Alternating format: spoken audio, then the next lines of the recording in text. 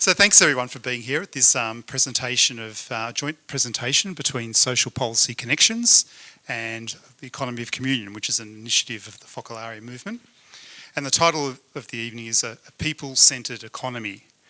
And I was thinking about that the other day, people and economy, and I was reading some figures from Oxfam where they publish an annual basically economic gap report. And for a while, about a year ago, the top 1% of the population controlled 50% of the world's wealth. And this year it's become even more concentrated in the sense that the 8 richest people in the world have as much wealth between them as the poorest 3.6 billion people in the world. So people and economy is definitely an issue for our times. And we're very lucky to have Lawrence with us, who's somewhat of an expert in this area, but I won't steal his thunder. I'll hand over to Bruce and Lorraine to say a few words. Bruce will start by doing an acknowledgement of country for the traditional owners. Lawrence, this might be a bit strange to you, but we have a tradition at a public meeting. We acknowledge the original inhabitants, the traditional owners of this land where we are. I can't welcome you because I'm not a member of that group. But so what I do is acknowledge the Wurundjeri people of the Kulin Nation who lived here for so long. And I think what is especially exciting to us at the moment is 2 things. The archaeologists have now established that the Aboriginal people have been here for at least 60,000 years. So this is changing our understanding of Aboriginal culture, and they've established that there's a striking continuity in that culture over a very long period. So this is very exciting news. It's pushed back the date by about 18,000 years. The second thing, some of you would have read a book, Dark Emu by Bruce Pascoe. And he's an Aboriginal man, a very well-educated man from Gippsland. And he's established that the patterns of Aboriginal settlement in Australia were far more complex and sophisticated than we realised. And working from the accounts of the early explorers about the cultivation of grain, the management of the land, so we're having a whole new look at Aboriginal culture and history, and it's a very exciting time for us. So we acknowledge the elders past and present, and with deep gratitude for what they have given us in this country. I just want to give you the backstory to how this event came about, this collaboration with Bruce and Social Policy Connections and the Economy of Communion.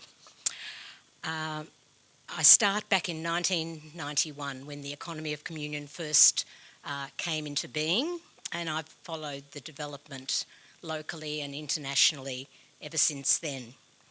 And this is a special year for this inclusive, people-centred approach to the economy and business. It is 25 years since its beginning in Brazil.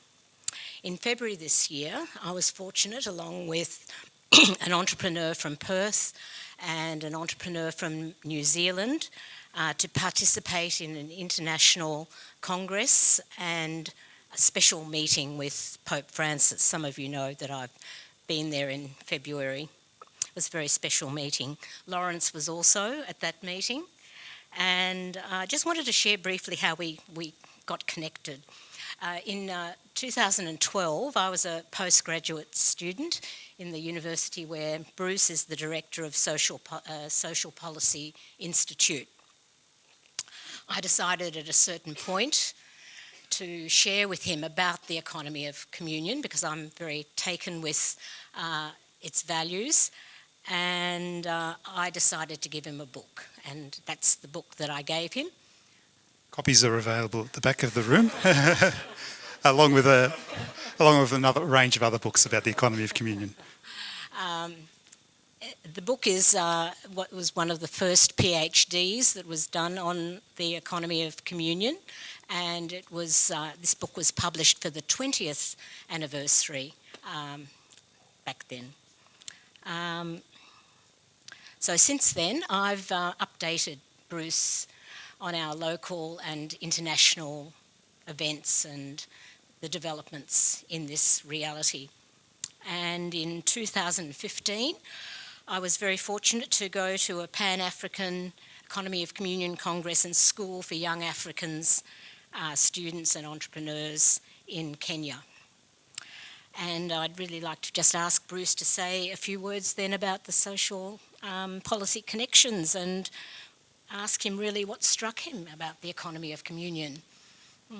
Yes, I normally talk in 3-hour blocks, but I'll be very disciplined.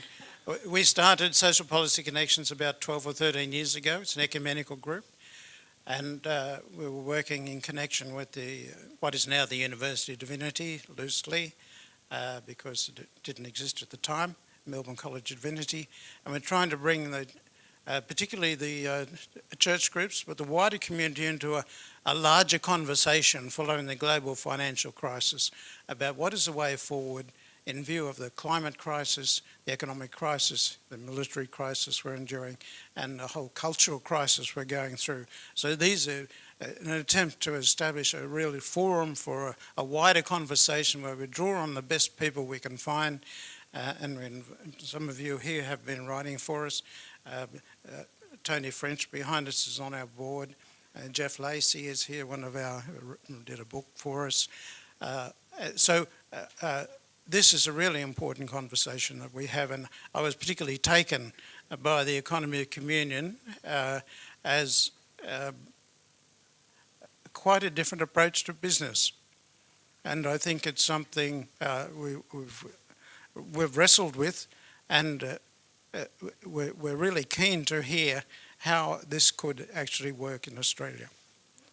Judith, who is here, she was greeting you at that table as you came in. She is a director of her accounting firm, and she's a founding member of our Economy of Communion group here in Melbourne. And she went to an Asian Economy of Communion Congress, and when she came back, she went to visit Bruce to update him. And so the next step, I should say that, yes, the next step was when I returned from the 25th anniversary, and I went off to see Bruce, of course, to update him on the meetings that I'd been to and the visit with the Pope.